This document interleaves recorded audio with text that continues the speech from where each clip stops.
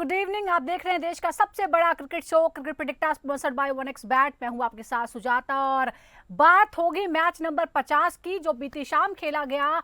और इसी के साथ जैसे मुंबई इंडियंस ने राजस्थान रॉयल्स को हराया, राजस्थान रॉयल्स आईपीएल 2025 से बाहर होने वाली दूसरी टीम बन गई है सीएसके के बाद। लेकिन पूरी तरह से डोमिनेट किया मुंबई इंडियंस ने, 100 रनों से ये जीत हासिल हुई जो कि अब तक की दूसरी सबसे बड़ी हार थी राजस्थान रॉयल्स की। और राजस्थान रॉयल्स जिस तरह से पिछले मुकाबले में रंग में आई थी, उम्मीद थी कि शायद वो थोड़ा सा और कंसिस्टेंसी दिखाएगी, लेकिन ऐसा कुछ हो ना सका और अब वो बाहर हो चुकी है हर डिपार्टमेंट में, चाहे वो गेंदबाजी हो, बल्लेबाजी हो या फील्डिंग हो। पूरी तरह से लचर टीम नजर आई। एक तरफ जो कप्तान रहे हैं संजू सैमसन, वो लगातार इंजरी से जूझ रहे हैं, वो बाहर हैं। और उसके बाद जिस पर पूरा भरोसा था, यानी जो ओपनिंग पेयर था, वो भी नहीं चला, जिसकी वजह से इतनी बुरी हार का सामना करना पड़ा है टीम को।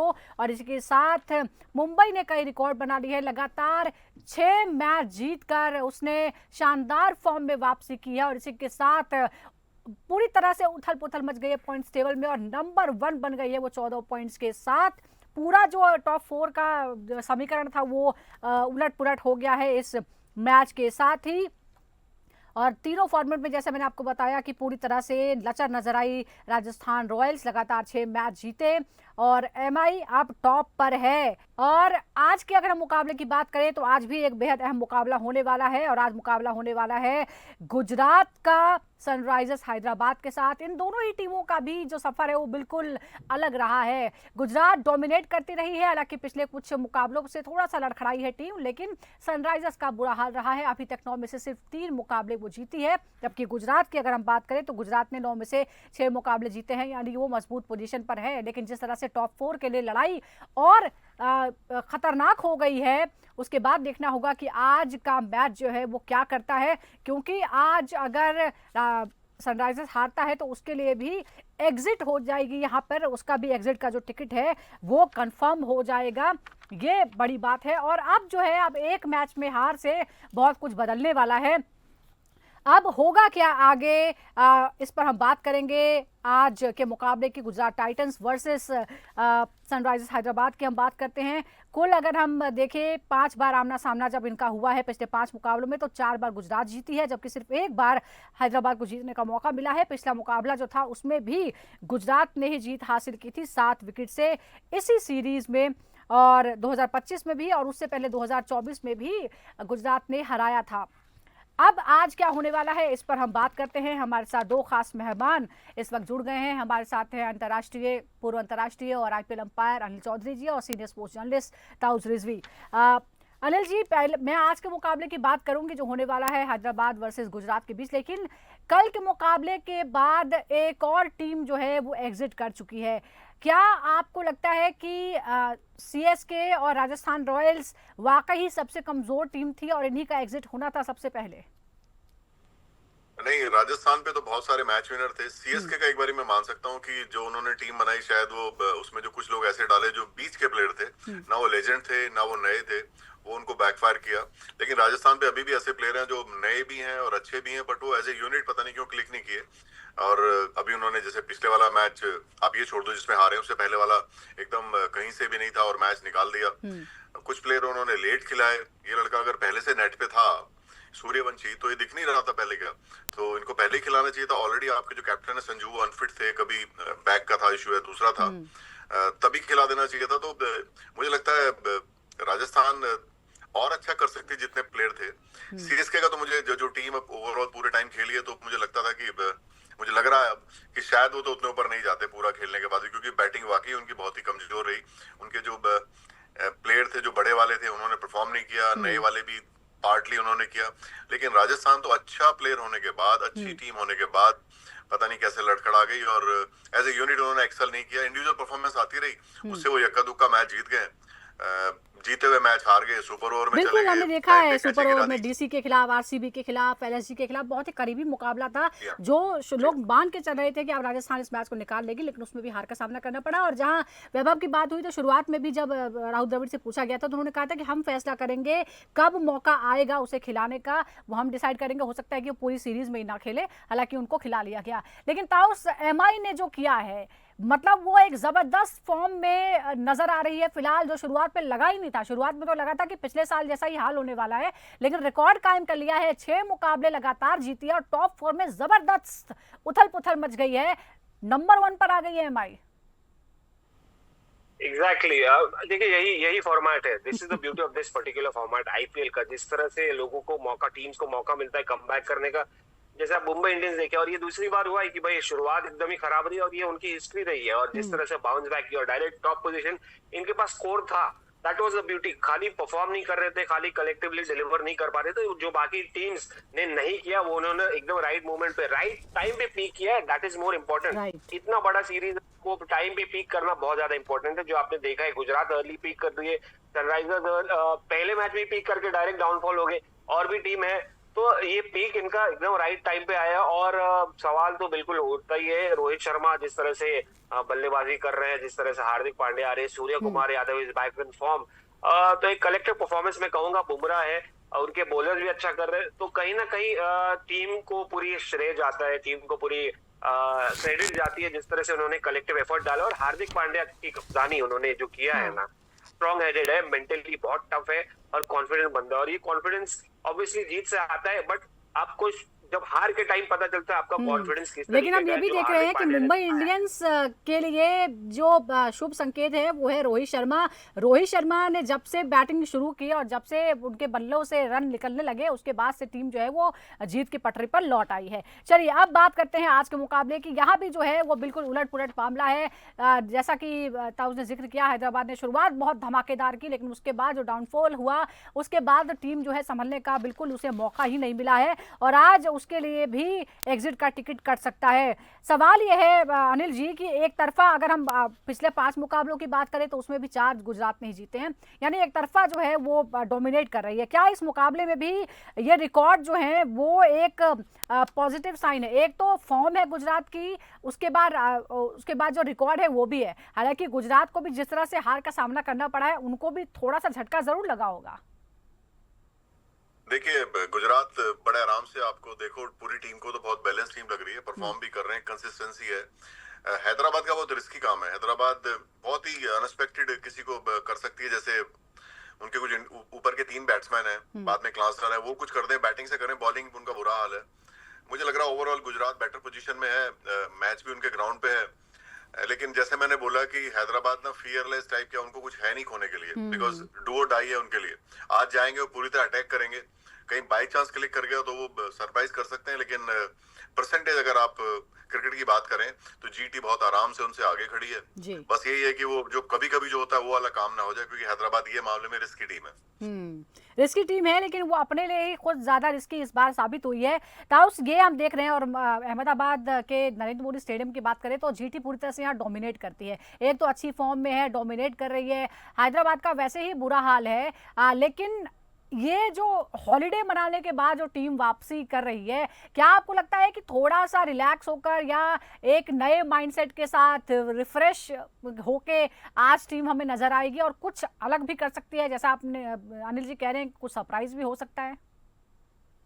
नहीं, देखिए हैदराबाद तो कभी भी सरप्राइज थ्रो कर सकती है, क्योंकि उनकी बैटिंग वैसी है सरप्राइजिंग कि कभी भी क्लिक कर हो जाते हैं। और बेस्ट पार्ट ये देखिए, कभी कभी ऐसा होता है कि भाई इतना नेगेटिविटी आ जाती है हार के बाद कि भाई आपको एक ब्रेक चाहिए रहता है। जो इनके टीम मैनेजमेंट जबरदस्त एक ब्रेक दिलाया मॉलडीव्स में, अच्छी बात है। ये टीम सपोर्ट कर रहे हैं, टीम मैनेजमेंट इनको सपोर्ट कर रहा है हार में भी। मतलब कहीं ना कहीं वो चाहते हैं कि यार ये चलो ये सीजन हो गया, अगले सीजन में ये टीम एकजुट रहे। और बहुत इंपॉर्टेंट है ये खेल, टीम एफर्ट, कलेक्टिव एफर्ट का खेल है ये एक सिंगल इंडिविजुअल गेम नहीं है इंडिविजुअल्स का। तो कहीं ना कहीं देखिए आज कंप्लीटली बाहर तो हो जाएगी अगर हार गए, मगर देखिए आप हल्के में नहीं ले सकते गुजरात टाइटंस को। और ये ऑलराउंड साइड है, और ऑलराउंड साइड मतलब कंसिस्टेंसी दिखाई है। हाँ, पिछले 4 मैचेस में सिर्फ 2 जीत हासिल की है, मगर यार एक टीम ऐसी जो है जो इतनी जबरदस्त फॉर्म में है, वो बाउंस बैक करने के लायक है। तो मुझे नहीं लगता है कि यार सनराइजर्स को, हैदराबाद को कोई भी एक अपॉर्चुनिटी है सांस लेने का मौका देना चाहिए और टॉप ऑर्डर को, खास करके जो इतना डिवास्टेटिंग है। मैं अभी स्टार्ट देख रहा था, 550 के ऊपर रन बनाए थे ये दोनों ओपनर्स ने last year, one of the reason for success. आज ये दोनों ओपनर जो है अभिषेक शर्मा 311 पर अटके और कंसिस्टेंसी पार्टनरशिप नहीं हो रही है। That is one of the reason why they have failed. तो आई थिंक बड़ा मुश्किल रहेगा इनके लिए। हाँ सरप्राइज थ्रो कर सकते हैं, जैसे अनिल जी ने बोला, सहमत हूँ, मगर यार सरप्राइज अब नहीं, अब बहुत हो गया, अब फाइनल लेकिन अगर डिसाइड आज करो कुछ नहीं किया तो कितना। जैसा हम कह रहे हैं उनके लिए भी टूर्नामेंट में बहुत कुछ बचेगा ही नहीं और तीसरी टीम वो बन सकती है एग्जिट करने वाली। अनिल जी यहाँ एक और सवाल है, गुजरात जबरदस्त फॉर्म में है, बहुत टाइम तक वो टॉप पर रही है, लेकिन अब जिस तरह से उथल पुथल मच गई है टॉप 4 में, अब नंबर 4 पर वो आ गई है, अब उस पर थोड़ा ज्यादा प्रेशर होगा कि हम अच्छा परफॉर्म करते आ रहे हैं पूरा टूर्नामेंट में और अब प्ले ऑफ से पहले हम कुछ ऐसी गड़बड़ ना करें कि हम बाहर हो जाए, हमारी सारी मेहनत खराब हो जाए। देखिए प्रेशर तो होगा, क्योंकि आप कुछ भी कहिए, सब लोग टेबल देख के आते हैं। हाँ। सब देखते हैं कौन कहाँ आ गया, किसका मैच किससे है, कौन सी टीम वहां पे टच एंड गो है, लेकिन उनका मैच किसी ऐसी टीम से है जिनसे वो जीत सकते हैं, होम है अवे है, वो सब चीजें इनके दिमाग में चल रही होगी। पूरा इनका स्टाफ लगा रहता है, बिल्कुल ये मतलब अनसीन प्रेशर रहता ही रहता है, इसमें कोई शक नहीं। लेकिन जिस तरह से वो चल रहे हैं, जैसे उनके कप्तान बहुत समझदार हैं, गिल बहुत कूल है इस मामले में। और अगर गिल और मैं अय्यर को उस पंजाब वाले को मिलाऊं तो गिल बेटर कैप्टन रहे मूव्स में, क्योंकि अय्यर ने फिर भी गलतियां की, हालांकि दोनों वो भी बहुत एक्सपीरियंस है, लेकिन इस मामले में गिल आ गए तो कप्तानी का एडवांटेज है यहाँ पे टीम को। और बाहर नेहरा और है ना वो बहुत समझदार हैं, साथ में पार्थिव पटेल हैं, तो ये लोग बहुत शार्प भी हैं, मतलब ये सीट स्मार्ट है, इनको पता है कि कहाँ प्रेशर कैसे करना है। तो वो चीजें रहेंगी, लेकिन उनको ओवरकम करना ही टीम की आर्ट है। और बैलेंस टीम है, मुझे बहुत ज्यादा इसमें लूप होल नजर नहीं आ रहे इस टीम में, और उनके पास रिप्लेसमेंट भी अच्छे हैं अगर कोई बात होती है तो।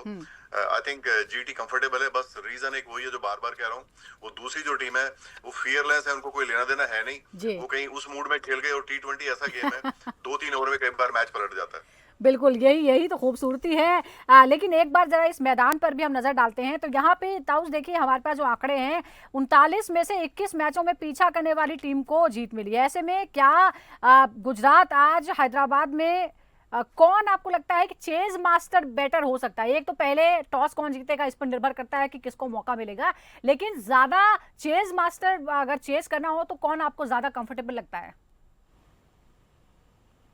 मैंने देखिए अगेन, अगर सनराइजर्स की बात करें तो उनके स्टार्ट बहुत ज्यादा इंपॉर्टेंट है, अगर उन्होंने जबरदस्त स्टार्ट दिया तो चेस तो आराम से हो ही सकता है। Abhishek Sharma obviously Travis Head, again Ishan Kishan who hasn't done wonders, unfortunate पहले मैच से ही उसके बाद गायब हो गए। उसके बाद गुजरात के पास एक संतुलन वाला, एक कंट्रोल वाला साइड है जो चेज भी कर सकता है, जो डिफेंस, जो बड़े स्कोर भी बना सकता है। शुरुआत है साई सुदर्शन, शुभमन गिल, फिर वो अटैकिंग मोड पे आ जाते हैं जॉस बटलर के साथ। तो कहीं ना कहीं मैं बिलीव करता हूँ कि एक एक्सट्रीम लेवल पे है जो है सनराइजर्स हैदराबाद, उनका टॉप ऑर्डर, और दूसरा इतना ही बैलेंस है। And one of the reasons कि वो इतना सक्सेसफुल क्यों रहे ये सीजन में, उनको अडॉप्ट करने आता है सिचुएशन को, उनको अडॉप्ट करने, अगर आपको ब्रेक लगाना है, थोड़ा स्लो करना है, गियर बदलने आता है उनको, तो थोड़ा कंट्रोल में आ जाएंगे, विकेट चली जाएगी, या अटैक और करना है आपने तो आप साई विकेट बचा सुदर्शन के का जिक्र किया है तो जरा मैं दर्शकों को आंकड़े भी बता दूं जो वो नजर आ रहे हैं, 39, 52, 36, 56 और 82 जो है वो उनका स्कोर यहाँ पर है। अनिल जी, साई सुदर्शन जो है वो जबरदस्त है और भरोसेमंद बल्लेबाज जो है वो लगातार बनकर उभरे हैं। क्या हैदराबाद को उनके खिलाफ कोई खास रणनीति बनानी होगी, क्योंकि हैदराबाद के अपने बल्लेबाजों का कोई भरोसा नहीं है, कम से कम वो दूसरे के खिलाफ स्ट्रेटेजी तो बना सकते हैं।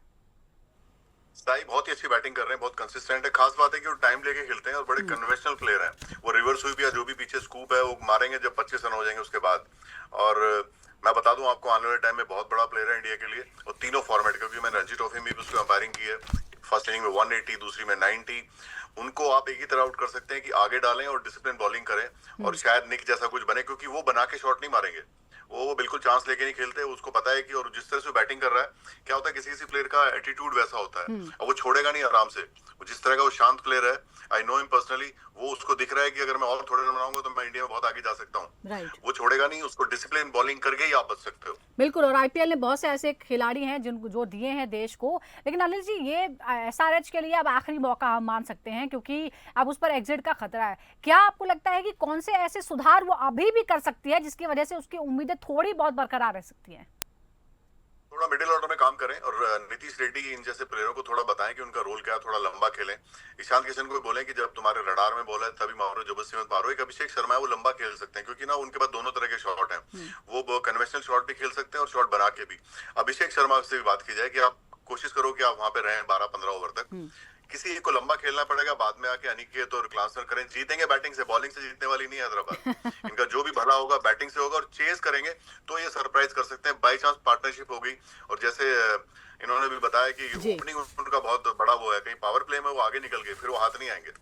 बिल्कुल, ये आपने सही कहा। आप कुछ टिप्स देना चाहेंगे ताउस? आपको लगता है कि कौन से ऐसे बॉक्सेस हैं जो वो टिक कर लें तो थोड़ा सा सुधार हो सकता है? नहीं नहीं, अनिल जी से बिल्कुल भी सहमत हूँ। ईशान किशन को कहीं ना कहीं रिस्पॉन्सिबिलिटी लेनी पड़ेगी, क्योंकि देखिए ऐसा नहीं है कि गेम नहीं है उनके पास, उनके जबरदस्त गेम है। अगर वो अटैकिंग मोड पे है या समझ के खेल, देखिए यहाँ पर इनका अप्रोच मैं पहले दिन से खेल रहा हूँ, वन डायमेंशनल रहा है। ये गियर चेंज करने नहीं आ रहे ये बंदों को। अगर ये 3 4 5 के ऑर्डर तक बैटिंग कर गए और 20 ओवर तक खेल गए तो यार it's very difficult to stop them. But इनको एक ही फॉर्मेट, एक ही स्टाइल, एक ही पैटर्न में खेल रहा है, वो एक रीजन हो जाता है। तो कहीं ना कहीं आपको अडॉप्ट करना पड़ेगा, कहीं पर आपको कन्वेंशनल क्रिकेट भी खेलना पड़ेगा, जी। जो आप नहीं खेल रहे हैं अनफॉर्चुनेटली। कन्वेंशनल क्रिकेट मतलब आपको ऑर्थोडॉक्स स्टाइल में समय स्पेंड करना पड़ेगा विकेट पे, जो बिल्कुल, आप अगर नहीं कर एक पा चीज रहे। और क्लिक नहीं कर रही है तो आपको दूसरी चीज जो है वो अपनानी होगी, और ये कैप्टन को भी और मैनेजमेंट को भी ध्यान रखना होगा। आप जरा बैट और बल्ले की गेंद की हम बात कर रहे थे, जरा एक बैटल दिखा देते हैं। शुभमन गिल वर्सेस मोहम्मद शमी, क्या है इनके आंकड़े? 46 गेंदों का एनालिसिस हमने किया है, 57 रन, 2 बार आउट, 21 डॉट बॉल्स हैं। 40 में से 21 डॉट बॉल्स हैं, 7 चौके 2 छक्के, 123 का जो है वो स्ट्राइक रेट नजर आता है। अनिल जी, इस कॉन्टेस्ट के बारे में आप क्या कहेंगे? क्योंकि 57 रन तो पड़े हैं लेकिन 2 बार आउट भी हो गए हैं। आज आपको क्या लगता है जीटी बनाम हैदराबाद गेम में ये जो मुकाबला होगा ये कैसा हो सकता है? कौन भारी पड़ सकता है? अच्छा, मोहम्मद शमी वर्सेस अगर हम गिल को देखें, कौन आपको लगता है, शमी या गिल? शमी, मोहम्मद शमी का अगर सीम पड़ना शुरू हो गया तो फिर कोई भी खेल रहा हो, और नया बॉल का ही काम है ये। जो T20 है, जो कोकाबोरा बॉल है ना, ये पहले 4 ओवर का ही काम है, जो भी है। बाद में तक तो गेम हाथ से निकल जाता है। आप ये बहुत टॉप रेटेड प्लेयर हैं, और बैट्समैन को ध्यान रखिए, आउट होने के लिए एक ही बॉल चाहिए, बस ज्यादा नहीं चाहिए। बिल्कुल बिल्कुल। एक और बैटर मेरे पास है, ये है अभिषेक शर्मा बनाम राशिद खान। 30 गेंदों का एनालिसिस है, 63 रन, 1 बार आउट, 5 डॉट बॉल्स, 3 चौके, 5 छक्के पड़े हैं। यहाँ तो अभिषेक जो है पूरी तरह से डोमिनेट कर रहे हैं, ताउस आप देख रहे हैं। राशिद खान और जीटी के लिए अभिषेक शर्मा की चुनौती से निपटना थोड़ा मुश्किल हो सकता है, या राशिद खान को लाएंगे ही नहीं अभिषेक शर्मा के सामने?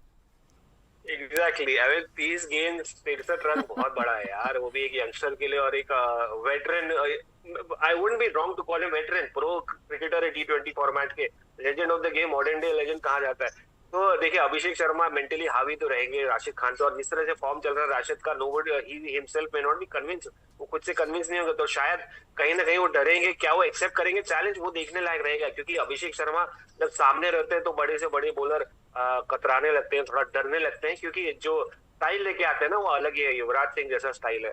तो एक अच्छा कॉन्टेस्ट है, मजा आएगा, देखने लायक रहेगा इन दोनों को, मजा आएगा देखने में। एक और कॉन्टेस्ट हमारे सामने है, जोश बटलर हर्षल पटेल। 21 गेंदों का एनालिसिस, 25 रन, आउट नहीं कर पाए, 7 डॉट बॉल्स है, 2 चौके 1 छक्का यहाँ पर नजर आ रहा है। ये जो लड़ाई है लगभग बराबरी की लग रही है अनिल जी। क्या आपको लगता है कि आज के गेम में कौन किस पर भारी पड़ सकता है पिछले मुकाबले को देखते हुए, बटलर या फिर पटेल? जो पटेल है वो वैरायटी, मतलब स्लोअर बॉलें ज्यादा करते हैं, और वो ऐसे बैट्समैन को जल्दी आउट करेंगे जो बहुत अंधाधुंध शॉट में खेलने जाएगा। लेकिन बटलर बहुत सूंघ के खेलने वाले प्लेयर हैं, उनको फर्क नहीं पड़ता, वो पहले से ही उनको पता रहता है। पटेल उनको ज्यादा परेशान नहीं कर सकते, क्योंकि बटलर खुद ऐसे स्टाइल के प्लेयर हैं जो बॉल की मेरिट पे खेलते हैं। तो ये अगर पटेल को कोई और बैट्समैन आप दीजिए जो घुमा रहा हो दनादन, उसको तो आउट कर देंगे। लेकिन बटलर को प्रॉब्लम नहीं है, he is in good touch also, last match में भी स्कोर किया है। तो मुझे लगता है कि बटलर भी डोमिनेट। और आज का प्रेडिक्शन क्या है, जीटी या हैदराबाद? अभी सीधा सीधा देखें तो जीटी है, लेकिन मैंने बोला खतरे की घंटी, वो बड़ी अजीब टीम है, वो पत्थर मार के भागने वाली टीम है। ताउस आपको क्या लगता है? नहीं देखिए फॉर एग्जांपल इंस्टिंक्ट जो है ना, वो शुरुआत के टूर्नामेंट में मजा आता है, आप इंस्टिंक्ट पे कर सकते हैं। मगर जब आप सेकंड हाफ के आगे निकल जाए, business end of the tournament में आ जाए, तो आपको पता चल जाता है कंसिस्टेंसी किसकी है। तो पढ़ना तो इस वक्त भारी रहना चाहिए, और होम ग्राउंड पे खेलते हैं गुजरात टाइटंस, तो I will go with Gujarat Titans. और अभी तक अनडिफिटेड है, एकमात्र टीम ऐसी है, क्योंकि बाकी सब टीमों का तो अपने घर पे बुरा हाल रहा है। लेट्स सी क्या होता है। हैदराबाद के पास ये आखिरी मौका है, हॉलीडे भी मिला है, ब्रेक भी मिला है। देखते हैं जो हॉलीडे के बाद, ब्रेक के बाद जब आ रहे हैं तो क्या नए माइंडसेट के साथ आते हैं, कोई नई स्ट्रैटेजी भी लाते हैं, या फिर गुजरात फिर से डोमिनेट करती है और टॉप 4 में वो बरकरार है। लेकिन टॉप 4 में भी अब नंबर 1 पर रहने की लड़ाई जो छिड़ गई है, उसमें कौन किस पर भारी पड़ता है। बहुत बहुत शुक्रिया आपका अनिल जी, ताउस आपका भी बहुत बहुत शुक्रिया, दर्शकों का भी बहुत बहुत शुक्रिया। इसी तरह रोज हमारे साथ जुड़िए और देखते रहिए क्रिकेट प्रेडिक्टर।